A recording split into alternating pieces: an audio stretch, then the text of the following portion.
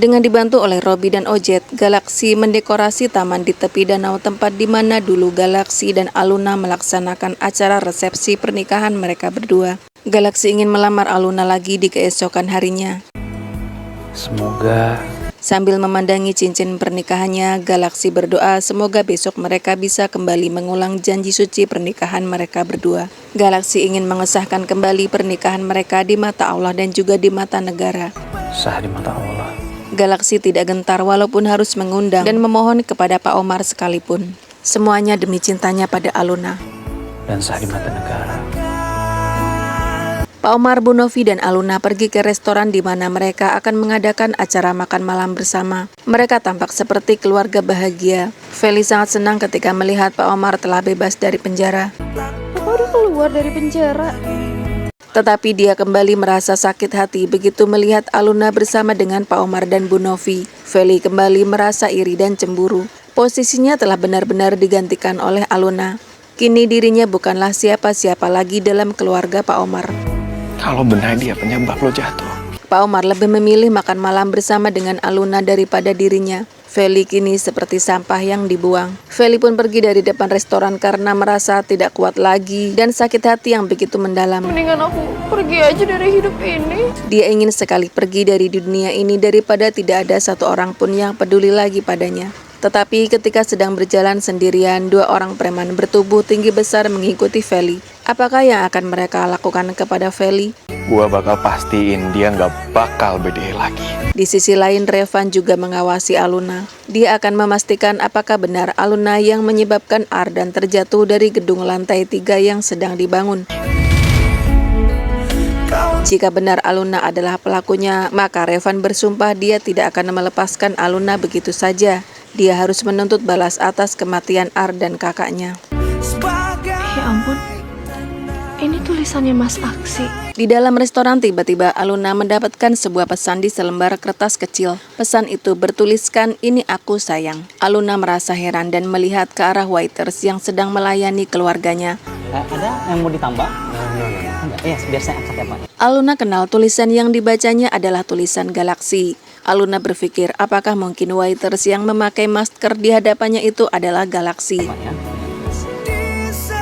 Setelah Galaxy menjauh, dia sedikit membalikan badan untuk melihat ke arah Aluna. Aluna juga terus melihat ke arahnya karena merasa penasaran apakah benar waiters itu adalah Galaxy.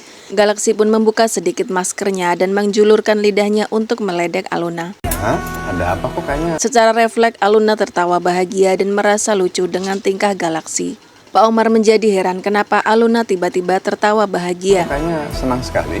Tetapi dia senang karena mengira Aluna sedang menikmati kebersamaan makan malam mereka sekeluarga. Dan Revan juga makan malam di restoran yang sama dengan Aluna.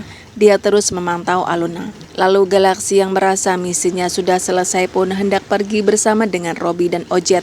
Sebelum benar-benar pergi, Galaxy kembali menulis pesan di sebuah kertas. Besok pagi jangan lupa datang. Sebelum benar-benar pergi, Galaxy kembali menulis pesan di sebuah kertas agar dibaca oleh Aluna. Pesan itu bertuliskan, "Besok pagi jangan lupa datang ke tepi danau." Aluna memberi isyarat bahwa dia pasti akan datang.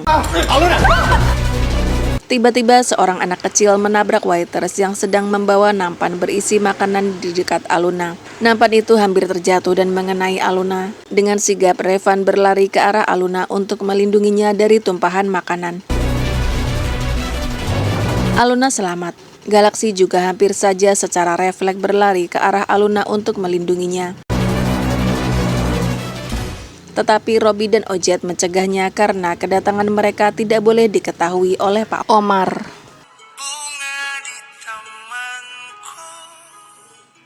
Revan telah selesai memakamkan Ardan dengan didampingi oleh petugas dari kepolisian. Dia merasa begitu sedih dan kehilangan. Setelah beberapa saat, Pak Polisi izin untuk pamit karena akan ada tugas berikutnya. Maaf, saudara Revan. Mereka menenangkan Revan dan memintanya untuk bersabar. Revan pun berlutut dan menyentuh nisan bertuliskan nama Ardan Surya dengan perasaan yang begitu hancur. Gua janji. Dia bersumpah dia akan menuntut balas pada orang yang telah menyebabkan Ardan meninggal dunia. Dia tidak peduli walau siapapun itu. Gua akan cari dia. Galaksi sudah bersiap-siap menyambut kedatangan calon istrinya yaitu Aluna. Dia tampil sangat rapi dengan menggunakan setelan jas pengantin berwarna hitam. Robby dan Ojet sangat setia menemani Galaksi. Tak lama kemudian Haekyo datang. Robby terkejut karena dia pikir ada artis Korea yang datang ke tempat itu. Galaksi pun menengok dan melihat Haekyo melambaikan tangannya pada Galaksi. Galaksi sangat bahagia. Ternyata Aluna berhasil kabur dari rumah Pak Omar dengan menyamar sebagai Haekyo demi untuk menemuinya. Galaksi memanggil nama Aluna dari kejauhan. Tetapi Aluna masih salah paham. Dia pikir Galaksi memanggil Haekyo dan belum mengetahui bahwa dirinya adalah Aluna. Robby dan Ojet benar-benar tidak mengerti kenapa malah gadis Korea yang datang. Padahal mereka sedang menunggu Aluna. Haekyo bertanya apakah Galaksi yakin cuma Haekyo yang disukai oleh Galaksi. Tanpa ragu-ragu Galaksi menganggukkan kepalanya karena baginya Haekyo dan Aluna adalah gadis yang sama. Namun rupanya hal itu membuat Aluna menjadi sangat marah dan menampar pipi Galaksi. Galaksi, Ojet, dan Robby tersentak kaget. Dengan penuh emosi, Aluna membuka wignya. Ojet dan Robby semakin kaget karena ternyata gadis Korea itu adalah Aluna yang sedang menyamar.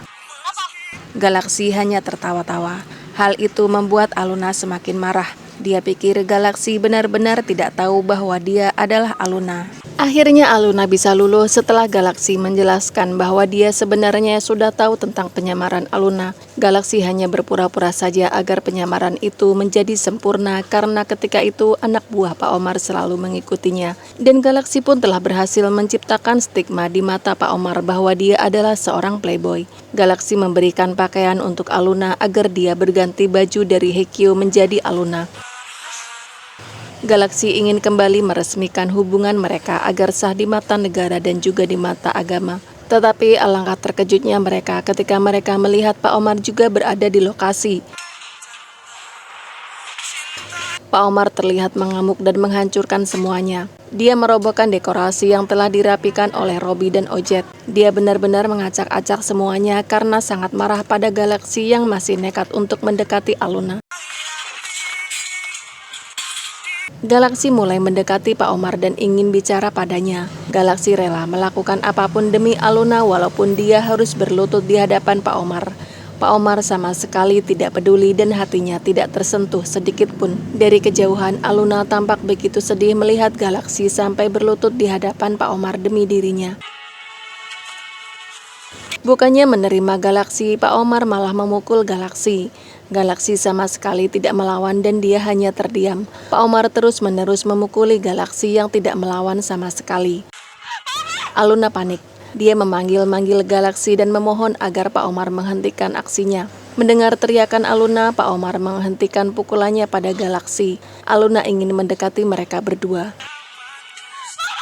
Tetapi tiba-tiba sebuah mobil datang dan menabraknya. Aluna berteriak dan tubuhnya terpental. Untungnya ada Revan yang dengan sigap menangkap tubuh Aluna sehingga Aluna tidak terbentur jalanan dan tidak terluka.